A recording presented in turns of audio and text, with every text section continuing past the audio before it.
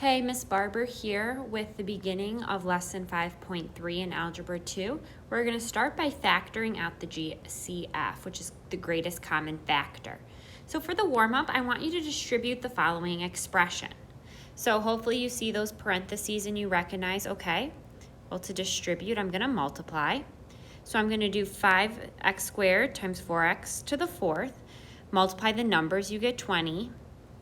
Exponents you add, so it's going to be x to the 6, 2 plus 4, plus 5 times 3 is 15, x squared. So that's multiplying using distribution. What we're going to be doing is the exact opposite. We're going to be dividing out the greatest common factor. And so we'll start with what I have here on the right, and my answer is going to be what's on the left. So we're doing the opposite of distributing, which is called factoring. So to review, the greatest common factor is the largest number that divides two numbers evenly. So to undo distribution, we have to factor out or divide out the GCF. So let's start with just some basic examples with some numbers. So number one, what is the GCF of 15 and 25? So what's the largest number that goes into both of them? Hopefully you think about numbers that divide 15 and 25 evenly, and you think of the number 5. So that's the GCF. For number 2, 160, you might be thinking, well, 10 goes into both, and they do, but a number even bigger than 10 goes into both. And that number is 20. So that's the GCF. 100 divided by 20 is 5. 60 divided by 20 is 3. So I know that that's my biggest, greatest common factor. Your calculator will also find it for numbers as long as you're only doing it between two numbers. So to do this on your calculator, you're going to press the math button. You're going to scroll over to number. And then you're going to choose 9. It calls it GCD, which stands for greatest common denominator, but it's going to work the same. You're going to put a number, comma, another number. So let's see what that looks like on a calculator. So again, here on my Graphing TI-84 calculator, you press the math button. At the top, it says math and then numbers right next to it. So you're going to scroll over. And then you're going to either press the number 9 or scroll down to number 9, at least it is on my calculator, where it says GCD. You press enter. Oh, I have to have this for the free one. It doesn't work. But you would press GCD, and then you do number, comma, another number. The comma is right next to the x squared button above the 7. So that's where the comma is on graphing calculators. So that'll also give you the GCD if you're looking for it. Now, for the GCF of monomials, which are single terms, it's listing the greatest number and variable that they have in common. So you first just look at the numbers. So in number 4, I have 18 and 27. So the GCF of that would be 9. 9 goes into 18 twice and 27 3 times. So that's the biggest number that divides 18 and 27. And then you do G. They both have a G, and you're going to choose the smallest one. So between g to the second and g to the third, I'm going to choose g squared. They both have 2 g's in it. My second term has 3. But again, it's what they have in common, so I'm going to choose the lowest variable. The lowest exponent. So choose the lowest exponent. So for the next one, 15x to the third, 9x squared, the biggest number they both have in common is 3. And then looking at my exponent, 2 is my smaller one, so it's going to be 3x squared. So pause the video and try number 6. Now we're going to take what we know about the GCF and divide it out, which is called factoring, which is always the first step. We're going to learn lots of different ways to factor in the coming week, and this is always the first step, is to divide out your GCF. So in number 1, I have 8x squared plus 10x. The GCF of these two would be 2 times x, or 2x.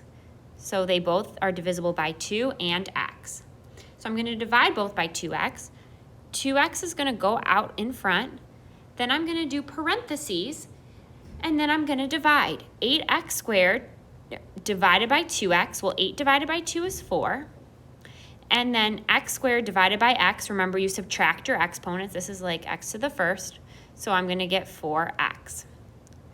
Plus 10 divided by 2 is 5.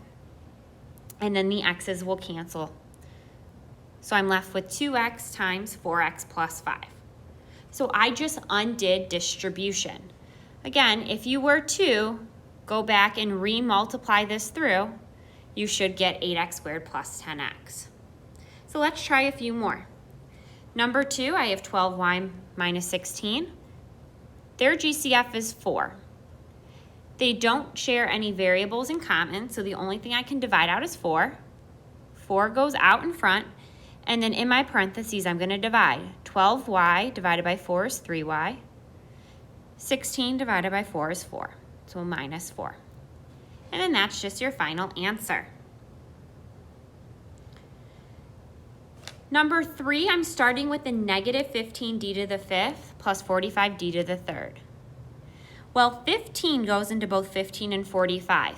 It's customary when you have a negative out in front that you divide by a negative when you're factoring out the GCF, so that way your first term is positive. We're going to be working a lot with quadratics, and we always want our ax squared, our x squared term to be positive. So divide out the negative, and my lowest exponent is d to the 3rd. So I'm going to divide out negative 15d to the 3rd for both. So I have negative 15d to the 3rd out in front of my parentheses. And then inside, my negative 15s are going to cancel, and I'm left with d to the 5th over d to the 3rd. Subtracting, I get d squared minus, so 45 divided by negative 15, I'm going to get a minus, and then that's going to be 3. My d's cancel. So that's my final answer. Number 4, I have 13a and 20b. They don't share any variables in common. 13 is prime, and 20's factors are 4 and 5, which would be 2 and 5. So they don't actually share anything. So my GCF is just 1. Well, dividing by 1 isn't going to change anything, so we just write the word prime. For number 5, there's no coefficients, so there's no numbers I can divide by, but there is a c in every single one.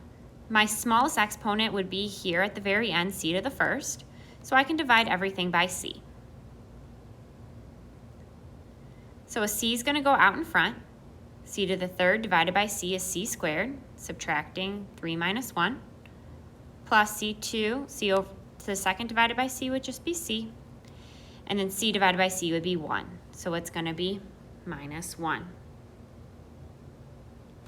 We'll try one more, and then the back page of this is all you. So it's more practice on factoring out the GCF. So number 6, notice we have n squared n and then no variable. So the only thing would be 6 for my GCF, no variables. So I divide out a 6. And then inside will be n squared minus 5n, 30 divided by 6, plus 7. And that's it for factoring out the GCF. Tomorrow we're going to continue with more ways to factor, especially different quadratics that look like this, n squared minus